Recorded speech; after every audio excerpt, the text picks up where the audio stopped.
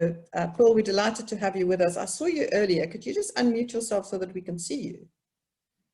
For some reason I can't see Paul now. Paul? Don't tell me we've lost Paul. She was with us before. There she is. Hello, Paul. I am here, Louise. You are? I am here. We'd love to hear your story. Thanks, Louise. Already so inspired by the stories that we've heard so far, and I was so deeply appreciative of FNB nominating me to be part of the Partners for Possibility program. This was about 2 years ago, and I was only the second person in the province at that stage that had been nominated. I think I was a bit of a problem child when I first started with Partners for Possibility, because when I joined, they didn't have a partner for me yet. And I was given a school, and I said, I'm not happy with that school. Not because that school is not worthy. I felt that I had to be partnered with the school that I attended, as Louise was saying. So I attended Bridgetown High from 1976 to 80. So that gives my age away as well. And that was a exceptionally impactful period in my life.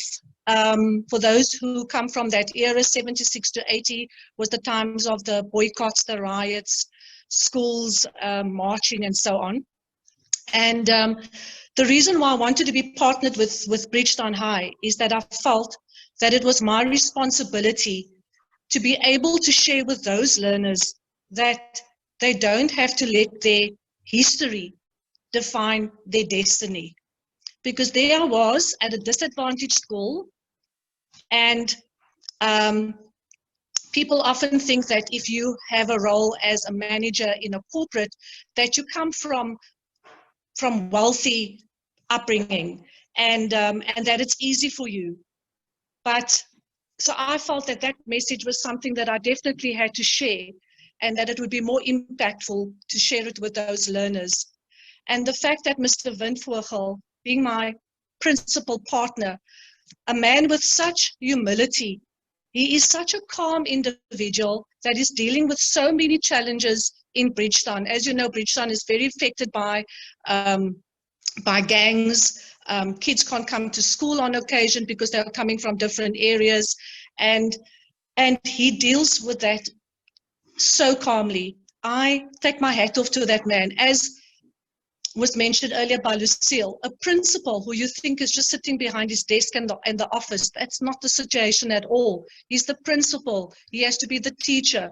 He's sorting out parents coming to the school for various reasons. And it's like a train station in that office.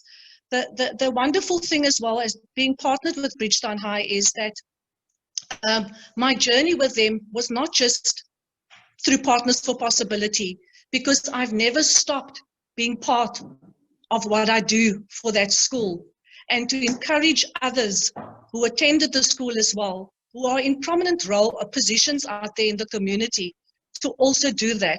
And what I said to Louise as well when she interviewed me for the book, I said, imagine a world where everyone out there, especially those who come from disadvantaged communities, can go back to that school that they were at, that they attended, to show that you can make something of yourself, that you don't have to be the shop packer, that you don't have to be that car guard. Because often people coming from disadvantaged areas, they think that that is the life for them, that they have no hope. And one of the stories which was so dear to my heart, in 2009, we had a program and this was before Partners for Possibility, we had a mentorship program for grade 11s. And there was a girl in that class. She was 16, 17 years old at the time. Her name was Yola Kazi. It was an 8-month program where we taught them life skills. She stood up and she said, at the end of that 8 months, and she said, this is 2009, she said, I want to be like Pearl one day, a pupil from Bridgetown High. And then a few years later, 2017, I get a call from Yola Kazi to say, Pearl, I'm graduating in events management because of you. So, Andrew, thank you for letting me be part of your journey at Bridgetown High. And the wonderful news is, one of the things was that when I was at Bridgetown High in 1980, there was no school hall, right? We used to sit in the quad.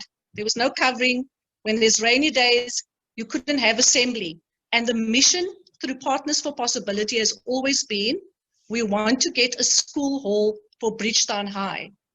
And that is happening. A month ago, the construction team was on site, and Bridgetown High will be getting their hall, and in December this year, that hall will be handed over.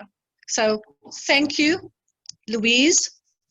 I definitely encourage everyone that's part of this, the newbies, get involved. In our breakaway session earlier, we had Sanlam that have not been on yet. Sanlam, please get on board. You won't regret it. Thank you, everyone.